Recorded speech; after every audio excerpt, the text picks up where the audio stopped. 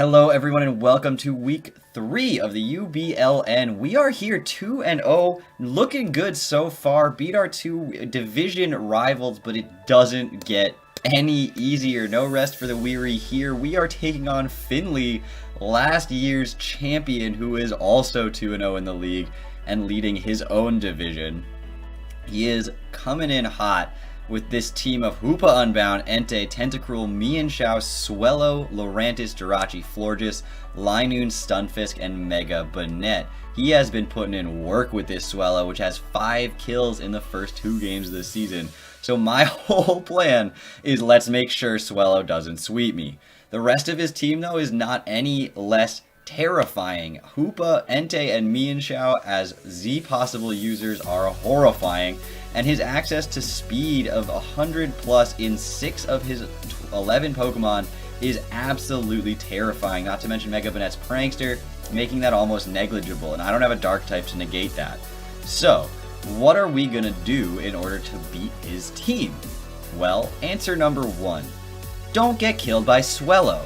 Yes, this Suijin, the Registeel, is really supposed to be able to switch into a Swellow once, maybe twice, hopefully handling it at least to the best of its ability.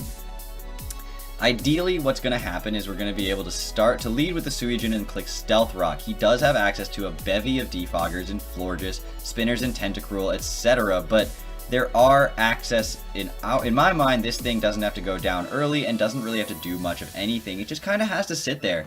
I want to be able to click Stealth Rock on anything that comes in to lead against me, including the Mega Bonnet, which could taunt me into not using it. And so if he does lead Mega Bonnet, I can click Thunder Wave or Stealth Rock and get it off with that Mental Herb.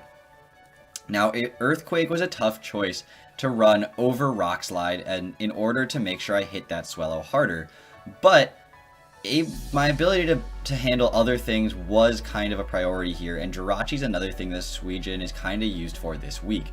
Entei can't switch into an Earthquake very well. Stunfisk can't switch into an Earthquake very well. Honestly, the only thing he can switch into an Earthquake is Swellow, and this thing is designed to be able to take hits from Swellow forever.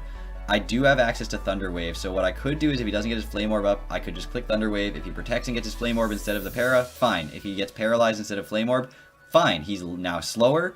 He has a chance that he's not going to hit me, and I'm just, happy to deal with a paralyzed Swellow, much more so than a burned Swellow. Explosion is there as just if I'm dying, if I'm getting chipped down, I don't want to put rest on this thing and sit in there for a bunch of turns. So Explosion is there to really handle anything. His only Ghost type is Mega Bonnet, which isn't really a switch into this thing anyway, and anything else dies to an Explosion. So I just want to be able to dent something, to hit something super hard, and rock out with this thing this week. Now, it's kind of a suicide lead, but I might switch it out and switch it back in a few times if I look like he's going to be trying to defog and get stuff out of the way, because he obviously doesn't want my rocks in the field.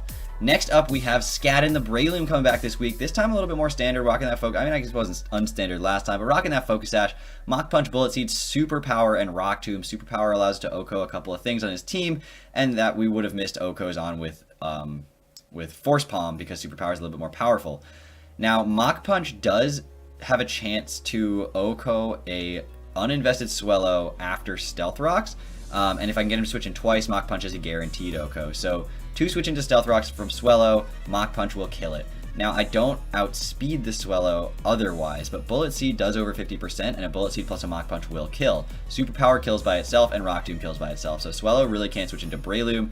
Breloom's sort of a check to Swellow. If I do switch it into the Swellow, obviously he's going to either know I'm going to go for Mach Punch or Spore, which I'm not using this week, and he will probably either switch out, maybe he assumes I'm Focus Sash. I don't know exactly what's going to happen there. But this thing is an answer to Swellow if rocks aren't on my side of the field, and I do have the chance to get this thing in. Now, in other ways, this thing is also incredibly useful. Bullet Seed with 5 hits, Oko's Tentacruel. Mach Punch does a ton of work against Hoopa, does a ton of work against Entei with the Rock Tomb. Jirachi doesn't want to take a Superpower. Florges does not want to take a couple Bullet Seeds. So there's a lot of answers on this Breloom. I don't want to just throw it away. We'll see if I can get more use out of it than the last time he came, but this thing is rocking 124 HP, 252 in 132 speed allows me to outspeed Hoopa that is speed creeping an uninvested Tapu Fini. That is actually what this is for. Anything that's trying to speed creep Tapu Fini, I'm going to outspeed that by 1 point with my Breloom. My Fini, which comes up later, doesn't really care about outspeeding things this week, let's just say. Now, Mega Beedrill's coming back this week. Super fast, incredibly useful last week to just bring in as a revenge killer. U-turn, knockoff, drill run, and poison jab. Knockoff on switches just gets me access to figuring out what his items are. He can't bring in a choice Scarfer and be able to OHKO me the next turn, because then I'll just be able to U-turn out on it.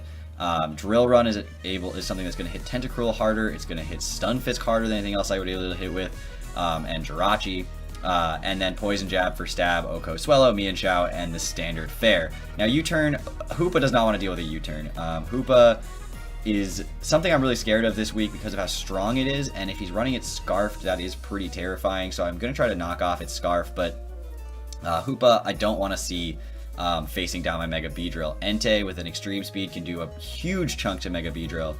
Swellow obviously OHKOs if I switch in, but I should outspeed it if he's not choice Scarfed. And I doubt he'll be running Choice Scarf Swellow because then you don't get the Guts boost. So he could be running Special Choice Scarf, but we'll see how that goes for him. That's just not what I'm expecting him to bring. I'm expecting him to bring that Guts Facade set with Quick Attack. Quick Attack is terrifying to my team this week. Now, this thing is rocking Adamant Nature 252 speed. 236 special speed allows me to outspeed Swellow even if it's Jolly. And the rest got dumped into the other stats in there. This thing is going to be able to hit incredibly hard on the physical side of anything. Nothing really wants to take 2 hits from it. So, as usual, Mega Beedrill is a huge problem, and we'll see how he manages to handle it. Next up, we are bringing back Haxorus, bringing back Kurthnaga. The shiny Haxorus rocking Poisonium Z this week. I know I have brought this thing with a Z move every week, but I brought a different Z move every week, so that's something that my opponents are totally not prepared for at this point. Now, we are going to be using Unnerve instead of Mold Breaker. There is nothing on his team that has an ability that I care to break the mold of. It's not like I can, you know, maybe if it was, I don't know, there's nothing sturdy, there's nothing levitating, there's nothing that I want to break the mold of. So I'm just gonna use Unnerve this week, and the justification for that is that a Poison Jab with Poisonium Z does not OHKO a Florges if he's using a Kibia Berry. If he is using a Kibia Berry, he survives a Poisonium Z Poison Jab, and I want to be able to kill him.